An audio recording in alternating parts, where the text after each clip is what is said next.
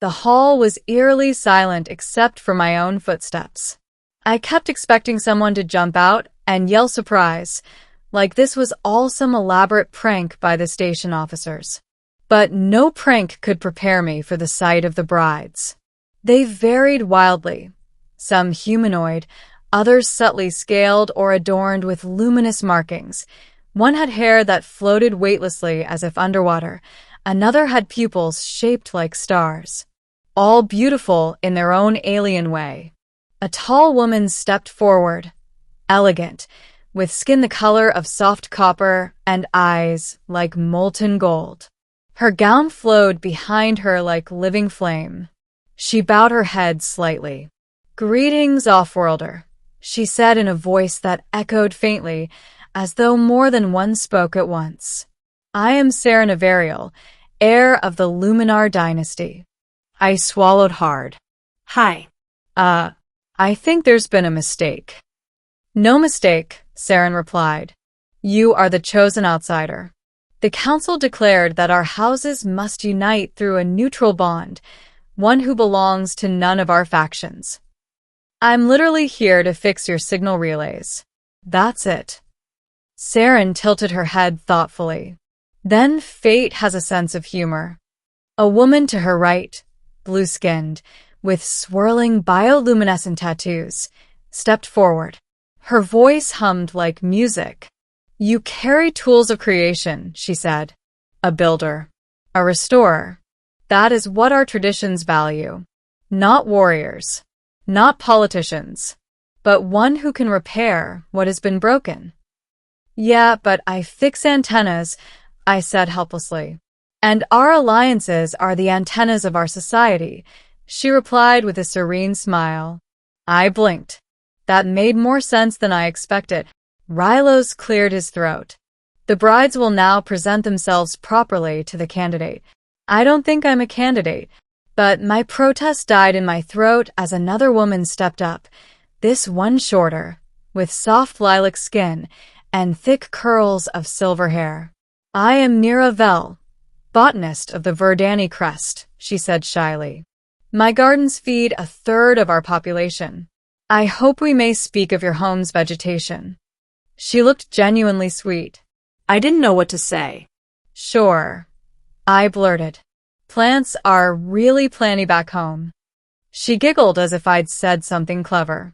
One by one, the brides introduced themselves, warriors, scholars, diplomats, engineers. Each from a different house. Each with a completely different energy. All smiling. All hopeful. All looking at me. By the time they finished, my heart pounded so loudly I was sure they could hear it. "To clarify," I said, raising my hands, "you think I'm going to pick one of you to marry?" Rylos nodded. "Exactly. And what if I say no?" Saren stepped closer. "Then our houses remain in conflict. The star system fractures. War returns." I stared at her. "You mean this whole arrangement is to keep peace in the sector?" "Yes," Saren answered simply. "And you want me to choose?" "Yes," she repeated. I suddenly felt very, very unqualified. Middle. They ushered me into a private chamber, soft lighting, floating furniture, a table topped with delicacies I couldn't name. "We will begin the interviews," Rylos said, handing me a data pad. "Interviews?" I echoed. "Each bride will have a short session with you. You will ask questions, learn about them, and determine compatibility." I massaged my temples. "This is insane." "Most traditions are," he replied dryly. One by one, the brides came in. Narrativereel. We talked about plants. Well, she talked about plants. I mostly nodded while trying to understand how she made entire forests grow inside artificial domes. "You would like my gardens," she said softly. "They respond to gentle hands." "I'm not exactly gentle," I admitted. "I once broke my wrist opening a jar." She smiled. "Even better. You have determination." Ceremonies. Her presence filled the room the moment she entered. Regal. Confident. commanding. What would you do, she asked, if you were given power over thousands? I'd ask for a manual and probably break something, I answered honestly. To my shock, she laughed, a genuine melodic laugh. You are refreshing, she said. We're surrounded by people who pretend to know everything. I pretend to know nothing, I said proudly. Excellent, she replied. Authenticity is rare. Kaylee's Ray, the warrior. She entered wearing armor made of woven starlight. Can you fight? She asked immediately. No. Can you run? Only when terrified. Good, she said. Fear is a useful motivator. I like you. Ilari Syeh, the diplomat. Her voice was calming, her presence soothing.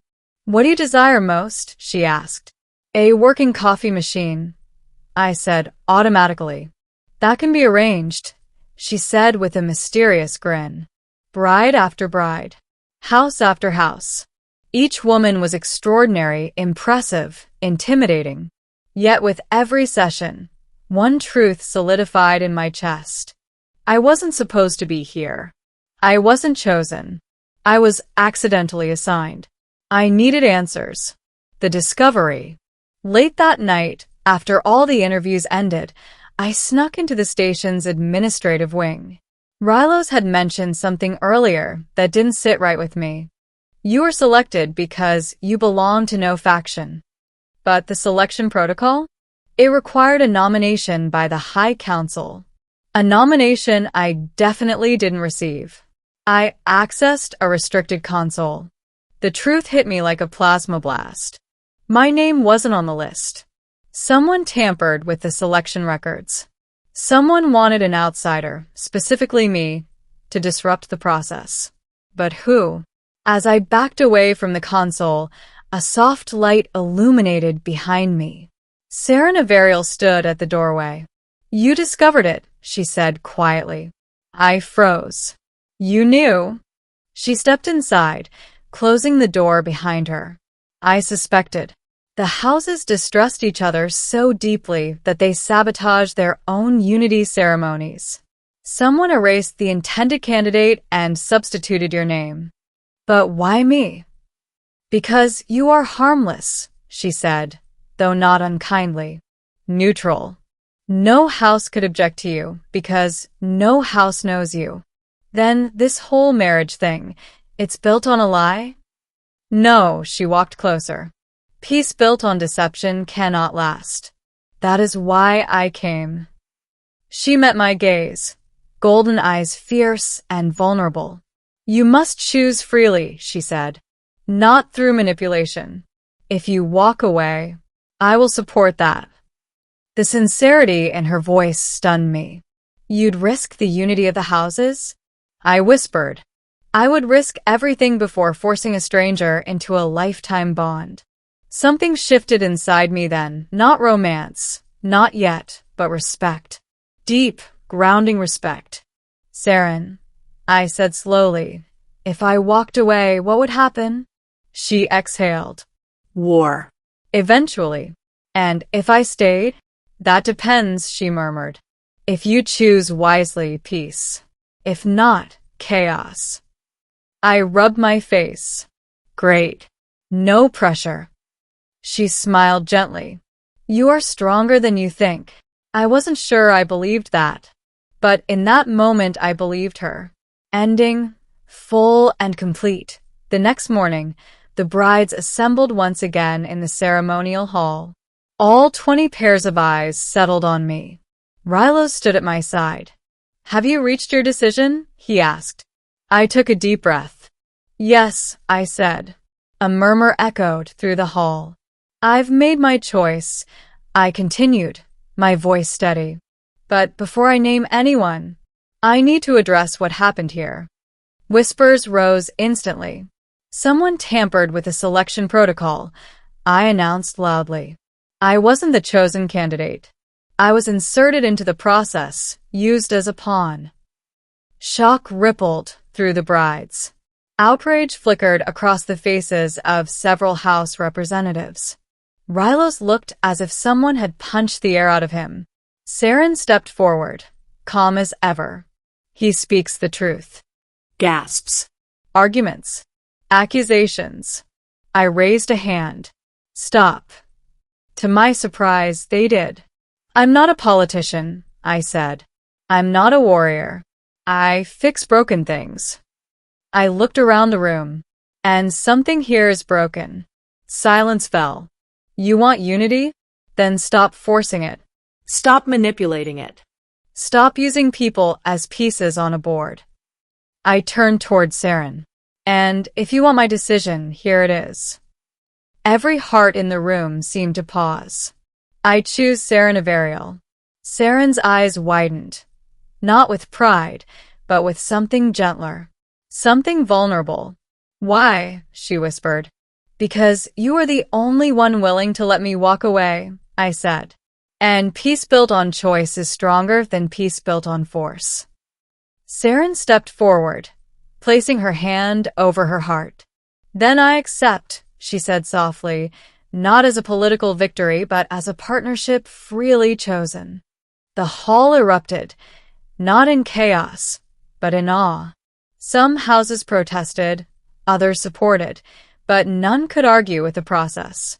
For the first time, the unity ceremony held true meaning. Rylos cleared his throat.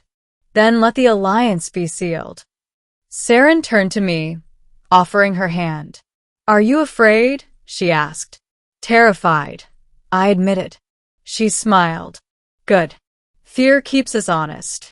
As I placed my hand in hers, warm and steady, I realized I had walked into Station Luma, 9 expecting to fix a broken antenna. Instead, I might have just fixed an entire star system. And as the doors closed behind us, sealing the new union, one thought crossed my mind. Next time someone tells me I'm late, I'm checking the schedule twice.